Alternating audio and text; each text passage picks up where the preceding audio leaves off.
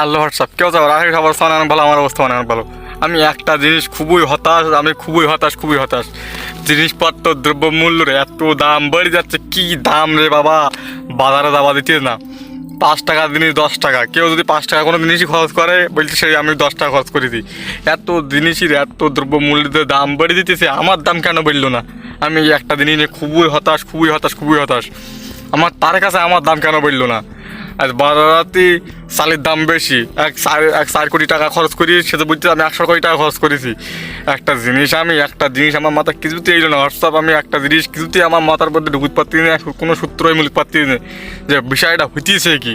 আমি আমার দাম কোথায় পেলাম? আমার দাম আমি পাচ্ছি না কেন? আর জিনিসপত্রের যে পরিমাণ দাম, আগের দিন এক খাতা ডায়লগ মারতেছে, মানে এক সাইলে পরীক্ষা দিতে গেছে হলো স্কুলে পরীক্ষা দিতে যাওয়ার আগে ওই মানে ডায়লগটা মারতে ঠিক এরকম যে সব জিনিসের দাম বেড়ে যাবে, সব কিছুই বেড়ে যাক, সবার নাম্বার বেড়ে যাক, কিন্তু আমার নাম্বার মানে সব জিনিসপত্রের মানে সংখ্যা আর কি, জিনিসপত্রের দাম 5 টাকা থেকে 10 টাকা এই সংখ্যাগুলো, কিন্তু আমার পরীক্ষার খাতার নাম্বার যদি 33-34 হয় তাহলে সব খবর করে দেবে।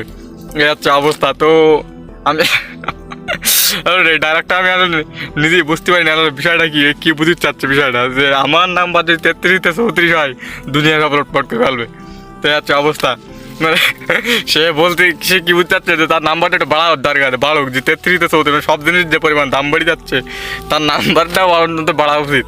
তো আমি যে জিনিসটা তোমাদের বলতে চাচ্ছি যে আমি তার কাছে দামটা পেলাম না, যে আমি যে আমার নিজে যেটা যে সবাই সব জিনিসের যে পরিমাণ দাম বেড়ে যাচ্ছে এখন বর্তমান সময়, আমার দামটাও কিন্তু সেই সময় ওদের যে উদ্যোগতি ওই উদ্যোগতিতে কিন্তু আমাদের দামটাও অনেক বাড়া বুঝছিল, কিন্তু আমার দামটাও কিন্তু বাড়তে না। আমি এই জন্যই জোরদার আমি দাবি জানাচ্ছি জনগণের কাছে যে আমার দামটাও বেড়ে থাক, আমি চাই আমার দামটাও বাড়ুক। কি আর আমার এই বিষয়ে কথা বলতে হাসি লিখতেছি, কারণ কি আর বলো, বাড়ি আর যা পারবো তো অবস্থা আর নেই, পরিবেশ আর নেই।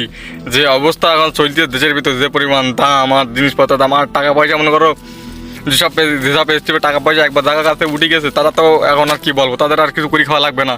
আর যারা নিচে একবার যারা পড়ে গেছে এখন এদের অবস্থা তো সেই করুন, মনে করো যে কেবল মা হাত তাতে ব্যথা করতে আমি আসি আর কথা বলতে পারছি না, মানে হাত অলরেডি ব্যথা হয়ে গেছে আমার, কি আর বলবো, মানে আমাদের একটু হাসির কারণে শুরু গেছে ব্যথা, দ্রুত ব্যথা শুরু গেছে।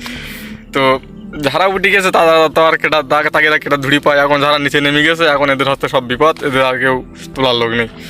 তো কি আর বলবো, আমাদেরও দাম বাড়ানো উচিত, আমাদের দাম বাড়ুক। তোমরা কি বলো অবশ্যই কমেন্টে বলো।